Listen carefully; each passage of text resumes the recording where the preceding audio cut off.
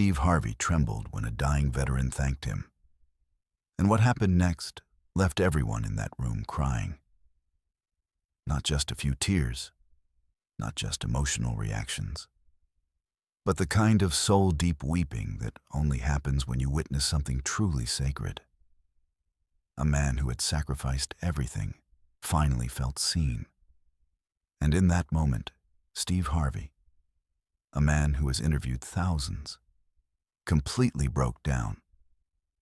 In the next few minutes, you're going to witness the exact moment a veteran realized his life had mattered more than he ever dreamed possible. This is the story that will change how you see gratitude forever. Marcus Chen was running out of time, and he knew it. The doctors had been clear, brutally, devastatingly clear. Stage 4 cancer, the kind that doesn't negotiate, the kind that doesn't care about your plans, your dreams, or the life you thought you still had ahead of you. Marcus had maybe 3 months, maybe less. The clock wasn't just ticking anymore, it was screaming. For 52 years, Marcus had lived a quiet life. He'd served his country with honor during the Gulf War, spending 18 months deployed in a desert that tested every fiber of his being. He'd come home with scars, some visible, most invisible. He'd built a family. He'd worked as a construction foreman for 30 years, building homes for other people while quietly rebuilding himself piece by piece. He'd done everything right. He'd followed the rules. He'd kept his head down. He'd provided for his family. He'd never asked for much. He'd never complained. He'd never let anyone see how broken he really was inside. But as he lay in that hospital bed, watching the machines beep around him, watching the IV drip slowly poison the cancer cells while simultaneously poisoning his body, watching his daughter's eyes fill with tears every time she visited, watching his wife hold his hand like she was afraid he'd disappear if she let go, Marcus realized something terrifying. He was going to die without ever telling the people who mattered most what they meant to him. The regret was suffocating. Worse than the pain, worse than the nausea, worse than the slow dissolution of his body. He thought about all the things he'd never said. To his wife, "You saved me." To his daughter, "You made me believe in something good." To his son, "I'm proud of you, and I'm sorry I didn't say it enough." To his friends, "You mattered to me." To the world, "I tried." But there was one person in particular, one name that kept running through his mind at 3 a.m. when he couldn't sleep. One voice that had gotten him through the darkest nights of his life. Steve Harvey. It sounds strange, doesn't it? A dying man, fixated on a talk show host he'd never met. A veteran obsessing over a television personality. It doesn't make logical sense. But Marcus wasn't obsessed with celebrity. He was obsessed with gratitude. For years, decades really, Steve Harvey's words had been there. On the radio, during his morning commute to work sites. On television during the few quiet moments he carved out in the evenings. In YouTube videos he'd watch late at night when insomnia took over and his demons came out to play. Steve had said things that made Marcus feel less alone. Things that made him feel seen. Things that made Marcus feel like maybe, just maybe, his sacrifice had meant something. Maybe his service had mattered. Maybe his pain wasn't for nothing. Maybe the nightmares and the PTSD and the invisible wounds he carried every single day had a purpose. Steve Harvey had never known Marcus Chen existed. But Marcus knew every word Steve had ever spoken about honor, about gratitude, about the importance of acknowledging those who serve. And those words had been like oxygen to a drowning man. But Marcus was dying without ever saying thank you, and that thought was eating him alive faster than the cancer. So Marcus made a decision that would require every ounce of strength he had left, every last drop of energy, every final breath. He was going to write a letter. Not just any letter. A letter that would pour out 52 years of gratitude, pain, sacrifice, and hope into words. A letter that would tell Steve Harvey exactly what his voice had meant to a broken veteran trying to find meaning in a life that felt shattered beyond repair. His hands shook as he picked up the pen. His daughter sat beside him, tears streaming down her face, because she knew what this meant. This wasn't just a letter. This was Marcus's last act of reaching out. This was a dying man's final attempt to connect with someone who had unknowingly saved his life 1,000 times over. This was his legacy. This was his voice, finally being heard. Marcus wrote for hours. He wrote about the nights he couldn't sleep, plagued by memories of things he'd seen, things he'd done, things he couldn't unsee. He wrote about the days he wanted to give up, when the weight of everything, the trauma, the isolation, the feeling of being invisible, became too much to bear. He wrote about how Steve's voice, that distinctive, powerful, compassionate voice, had been like a lifeline thrown to a man drowning in darkness. He wrote about the specific moments, the time Steve talked about honoring those who sacrifice. And Marcus had cried for the first time in 20 years. The time Steve spoke about gratitude changing everything, and Marcus had felt something shift inside him. The time Steve said, "Your life matters," and Marcus had finally believed it might be true.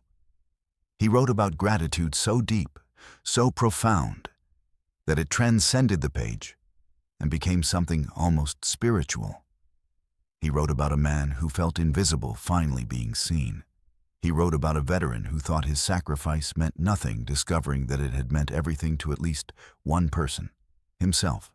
He wrote about how Steve Harvey had given him permission to believe his life had value.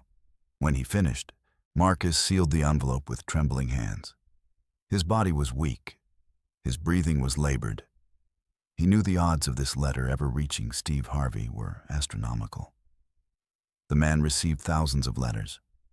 Why would his matter? Why would one dying veteran's words make any difference in the life of a successful talk show host? But he also knew something else. He had to try. Because dying without expressing this gratitude would be a death worse than any cancer. It would mean leaving this world with his most important words still trapped inside him. It would mean going to his grave with his heart still closed. So Marcus sealed that envelope. And he waited. And he hoped. And he prayed that somehow, against all odds, his words would reach the one man who had unknowingly saved his life. But Marcus had no idea that his letter would arrive at Steve Harvey's office at the exact moment Steve needed to receive it most, and that it would set in motion a chain of events that would change both their lives forever. Steve Harvey's office was chaos disguised as organization. Papers covered every surface. Scripts for upcoming episodes sat in neat stacks on one side of his mahogany desk, each one marked with handwritten notes and highlighted passages. Fan mail, thousands of letters, filled boxes stacked against the wall, some dating back months, some years. Photographs lined the shelves. Steve with presidents, with celebrities, with everyday people whose lives he'd touched. His assistant, Jennifer, had been with him for 8 years and had developed an almost supernatural ability to navigate the controlled madness of his world. She knew where everything was. She knew what mattered and what didn't. She knew Steve better than he knew himself sometimes. It was a Tuesday morning in late November. The kind of Tuesday that felt like every other Tuesday. The kind of day that blended into the next and the next until weeks became months and months became years. Steve had just finished taping 3 episodes of his talk show. His voice was hoarse from talking for 6 hours straight, from laughing, from expressing emotion, from connecting with people on a level that required complete vulnerability, and authenticity. His back ached from sitting in that chair, leaning forward, making eye contact, listening intently to stories of heartbreak and triumph. He'd smiled through segments about relationship advice, about how to rebuild trust after infidelity. He'd offered career guidance to people terrified of making life changes. He'd listened to testimonies from people whose lives had been transformed by faith, by perseverance, by refusing to give up. He'd done what he did best. He'd been present for people in their moments of vulnerability. He'd held space for their pain. He'd offered wisdom when they needed it most. He'd reminded them that they mattered, that their struggles meant something, that their lives had value. But now, back in his office on the 53rd floor of a Manhattan high-rise, Steve felt the weight of it all settling on his shoulders like a heavy coat he couldn't take off. Not the weight of success. He'd made peace with that years ago. Not the weight of fame. He'd learned to navigate that reality long ago. Not the weight of being one of the most recognizable voices in America, one of the most trusted advisors in the world, someone people turned to when they needed guidance and hope. No, it was something deeper, something more existential, something that kept him awake at night despite his exhaustion. It was the weight of wondering if any of it actually mattered, if his words actually changed anything, if he was making a real difference, or just performing a version of himself for millions of people who would forget him the moment they turned off their televisions and went back to their broken lives. It was the weight of wondering if he was just a talking head, the entertainer, a performer, someone who said the right things but never really knew if those words landed, if they helped, if they truly transformed anything or just provided temporary comfort, like a painkiller for a terminal illness. Steve sat at his desk and rubbed his temples. He was 57 years old. He'd been in entertainment for over 30 years. He'd worked his way up from nothing, from struggling, from wondering if he'd ever make it. He'd built an empire. He had everything society said would make him happy: money, fame, influence, respect, admiration, the ability to change lives and touch hearts. And yet, there were nights when he lay awake in his penthouse apartment, staring at the ceiling, wondering if he was just a talking head. The entertainer, a performer, someone who said the right things, but never really knew if those words mattered in the grand scheme of things. The doubt had been creeping in more and more lately. He'd noticed it during interviews. A hesitation. A moment where he wondered if he was being authentic or just playing a character.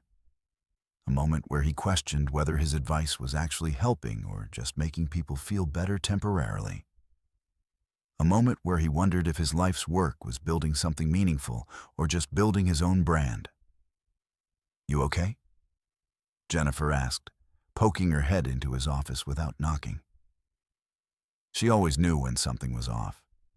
After 8 years of working together, she'd developed an almost psychic ability to sense his moods. "You look like you're a million miles away."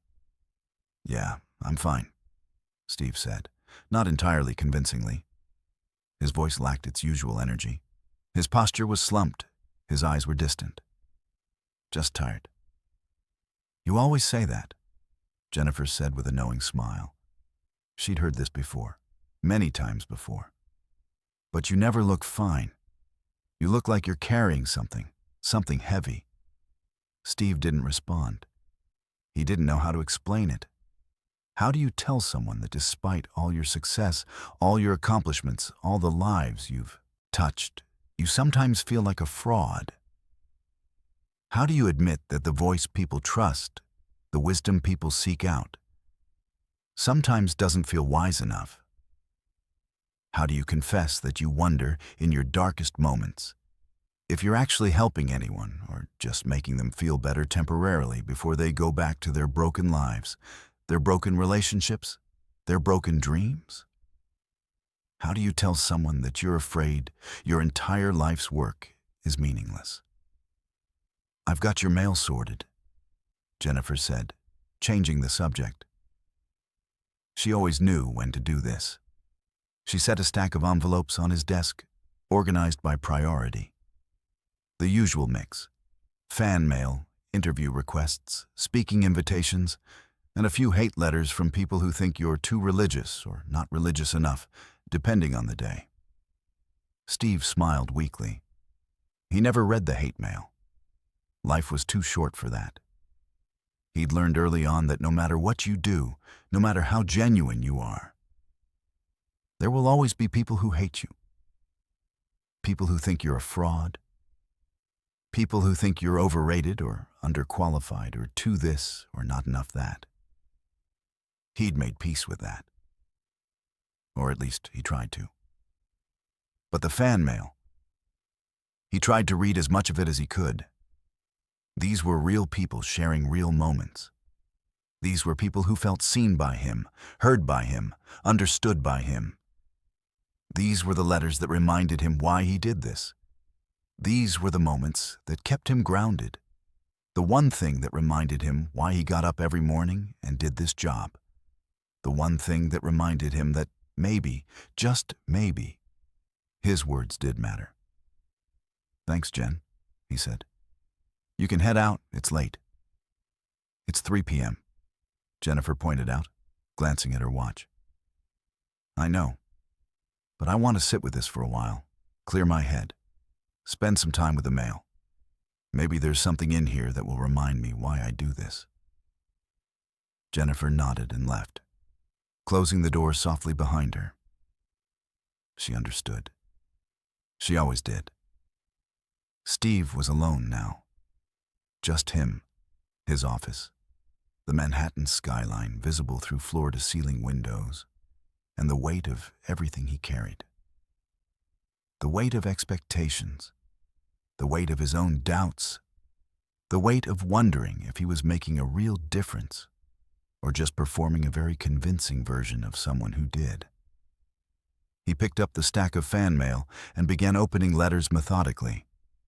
Most were the same format. "Your show changed my life. You helped me through a difficult time. Thank you for being real. You saved me." Steve read each one carefully, trying to absorb the gratitude, trying to let it fill the empty spaces inside him, trying to believe that these words were true, trying to convince himself that he mattered. But with each letter, he felt the doubt growing. How many of these people had written this letter and then gone back to their old habits? How many had felt inspired in the moment, but then forgotten his words when life got hard again? How many had been temporarily helped, but ultimately unchanged? Steve wasn't bitter about it. He understood human nature. He understood that change was hard. But he also wondered if his role in their lives was just that of a temporary comfort. A moment of inspiration that faded when the credits rolled. But then he reached the bottom of the stack. There was one envelope that looked different from all the others. It was worn, like it had been handled many times. The paper was creased and wrinkled, suggesting it had been folded and unfolded multiple times before being placed in the envelope. The handwriting was shaky, uncertain, trembling, like it had been written by someone whose hands were not steady, someone whose body was failing them. The return address simply said, "Marcus Chen, St. Mary's Hospital, room 412. Something about that envelope made Steve pause. He didn't know why. There was nothing special about it. Nothing that stood out visually. Nothing that distinguished it from the hundreds of other letters he received. But something in his gut told him this letter was different. This letter mattered. This letter was important. This letter was going to change something. Steve opened it slowly, carefully, almost reverently. The paper inside was thin, fragile, like it had been folded and unfolded multiple times.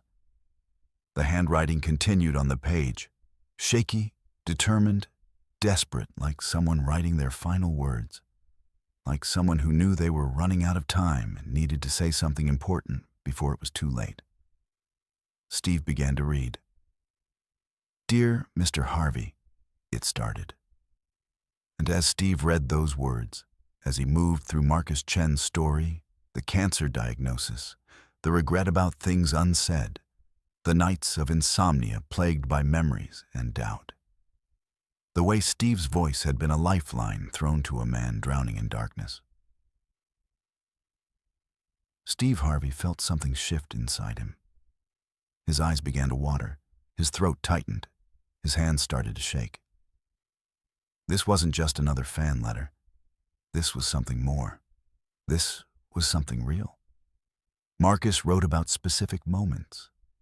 The time Steve talked about honoring those who sacrifice, and Marcus had cried for the first time in 20 years.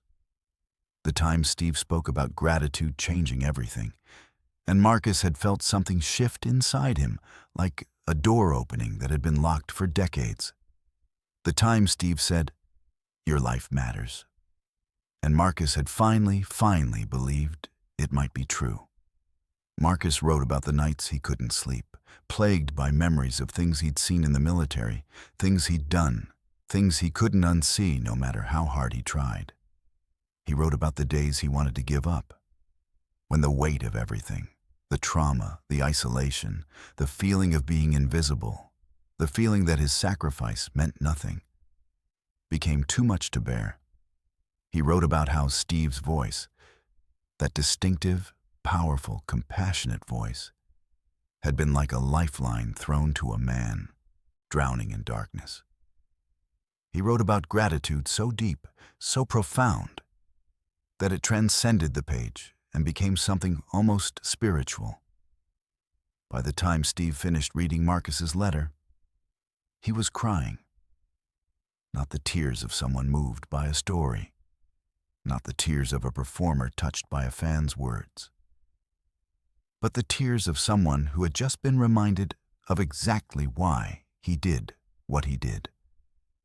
The tears of someone whose faith in his own purpose had just been restored. The tears of someone who had been asking himself if he mattered and had just received his answer. Steve read the letter again, and then again. Each time, he felt it more deeply. Each time, he understood more clearly. This was the answer to the question he'd been asking himself for months. This was proof that his words mattered. This was evidence that he was making a difference. This was confirmation that he wasn't just a talking head or a performer or a fraud. He was someone who had genuinely helped another human being. He was someone who had made a difference in someone's life. But there was something else in the envelope. A note. In smaller, even shakier handwriting, it said, "I'm running out of time. If you ever read this, please know. You saved my life. You made me believe I mattered. Thank you." Steve's heart stopped. Running out of time. Those 4 words changed everything. Those 4 words transformed this from a touching letter into something urgent, something that demanded action, something that couldn't be ignored or filed away or responded to with a form letter. Running out of time. Steve looked at the return address again. St. Mary's Hospital, room 412. This wasn't just a fan. This was a man in crisis, a man who was dying, a man who had written this letter as his final act of gratitude, his final attempt to reach out and say thank you before he ran out of time completely. Steve's hands trembled as he set the letter down on his desk. He looked at the hospital address again. He looked at the date the letter was postmarked. It had been sent 2 weeks ago. 2 weeks. Where was Marcus now? Was he still in the hospital? Was he still alive? Steve picked up his phone before he could talk himself out of it. Steve's fingers hovered over his phone. He knew what he was about to do was unconventional. Celebrities didn't just call hospitals asking for patients. There were protocols. There were privacy laws. There were reasons why this sort of thing didn't happen. But Steve had never been one to follow the rules when it came to matters of the heart. He dialed information first, got the main number for St. Mary's Hospital in what he assumed was the local area based on the postmark. His heart was pounding as he waited for someone to answer. When a receptionist's voice came through, professional and tired, Steve took a breath. "Hi, I'm trying to reach a patient," Steve said. "His name is Marcus Chen. Room 412, it's kind of urgent." There was a pause on the other end. Steve could almost hear the receptionist's internal debate. This was a stranger calling about a patient. Protocol would say to refuse. But something in Steve's voice, the genuine concern, the urgency that wasn't demanding but pleading, must have registered. "One moment, sir," the receptionist said. "Let me connect you to the floor." Steve was transferred to the fourth-floor nursing station. Another voice answered. This one was younger, more energetic, but also more cautious. "Hi, I'm calling about Marcus Chen in room 412, Steve repeated. "My name is Steve Harvey. I know this is unusual, but I received a letter from him, and I need to know if he's still—" Steve couldn't finish the sentence. The thought that Marcus might already be gone, that the letter he'd just received might be from a dead man, was too much. "Steve Harvey?" the nurse asked, and Steve could hear the surprise in her voice. "Like the real Steve Harvey?" "Yes," Steve said simply. "Is Marcus Chen still there?" There was another pause. Steve could hear the nurse consulting with someone else, voices muffled in the background. Then she came back on the line. "Mr. Harvey, I can't give out patient information over the phone," she said. But her tone had shifted. She wasn't being dismissive anymore. She was being careful, professional but kind. "But I can tell you that if you want to speak with a patient, you'd need to call them directly or visit in person." "Can you at least tell me if he's still a patient there?" Steve asked. "Please, this is important." Another pause. Steve could almost feel the nurse's internal struggle. Rules versus compassion. Protocol versus humanity. "He is," the nurse said finally. "But Mr. Harvey, you should know." She stopped herself. "I shouldn't say more, but if you're going to call, I'd suggest sooner rather than later." Those words hit Steve like a punch to the gut. Sooner rather than later. That could only mean one thing. Marcus was declining. Marcus was running out of time faster than he'd anticipated. "Thank you," Steve said quietly. "Can you transfer me to his room?" The phone rang through to room 412. Once, twice, 3 times. Steve's heart sank. Maybe Marcus was sleeping.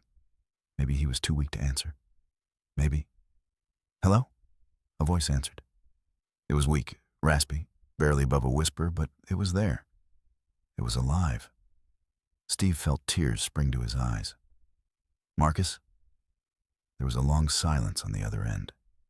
Steve could hear the sound of machines beeping, the sound of a hospital room, the sound of a man struggling to breathe. "Yes?"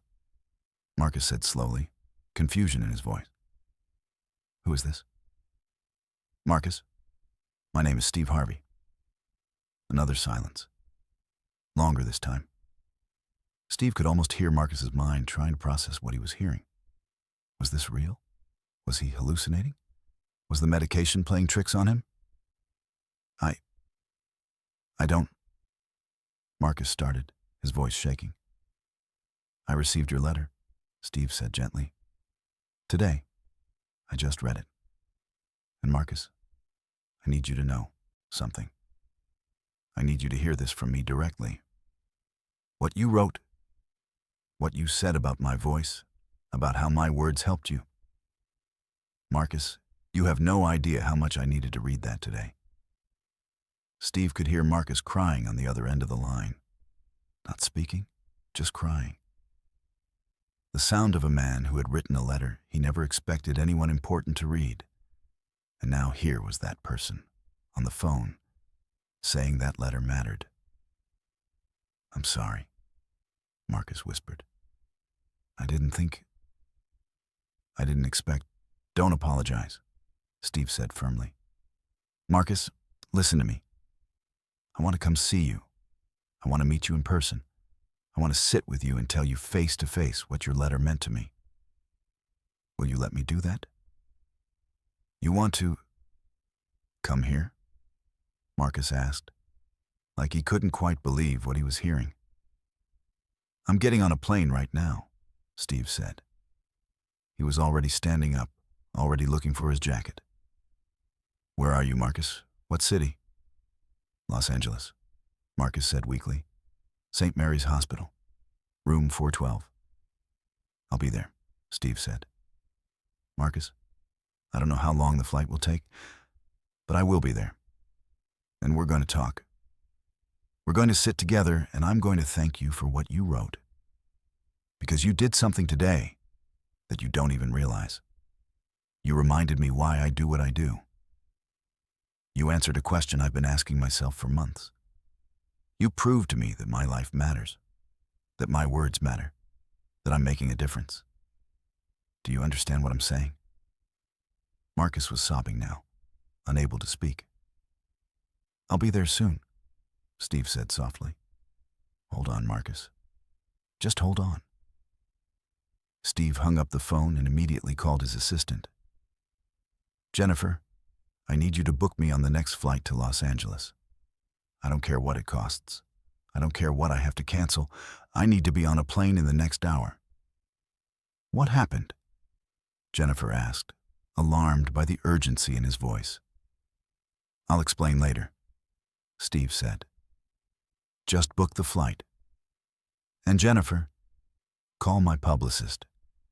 Tell her I'm doing something that might make headlines, and I want to be prepared for it. Within 45 minutes, Steve was in a car headed to the airport. His mind was racing. He thought about Marcus's letter.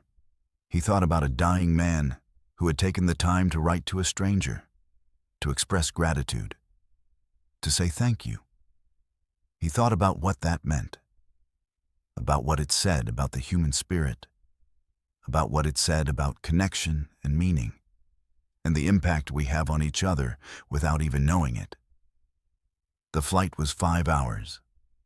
5 hours for Steve to sit with his thoughts. 5 hours to think about what he was going to say to Marcus. 5 hours to contemplate the strange and beautiful synchronicity of life. That Marcus's letter had arrived on the exact day Steve was questioning whether his life meant anything. That Steve had read it at the exact moment he needed to read it most.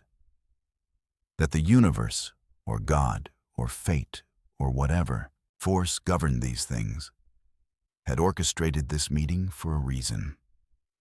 When Steve landed in Los Angeles, it was late evening. He rented a car and drove straight to St. Mary's Hospital. He didn't call ahead. He didn't announce himself. He just walked into the hospital, found the elevator to the 4th floor, and made his way to room 412. When he opened the door, he saw Marcus for the first time. The man in the bed was small, diminished, hollowed out by illness. His skin was pale, almost translucent. His eyes were closed. Machines surrounded him, monitoring his heart, his oxygen levels, his vital signs. An IV dripped slowly into his arm.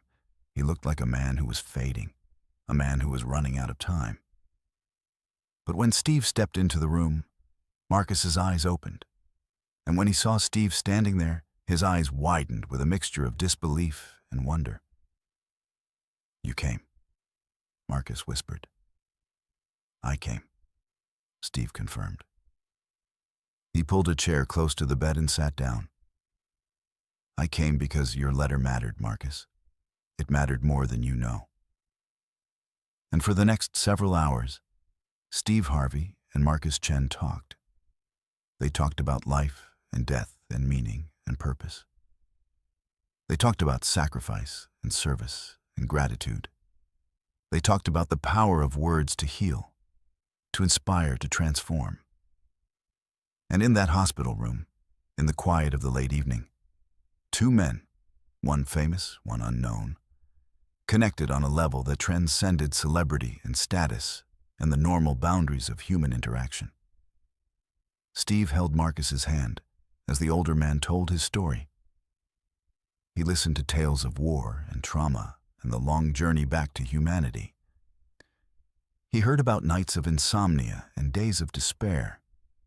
He learned about a man who had spent decades feeling invisible, until one day, a voice on the radio reminded him that he mattered.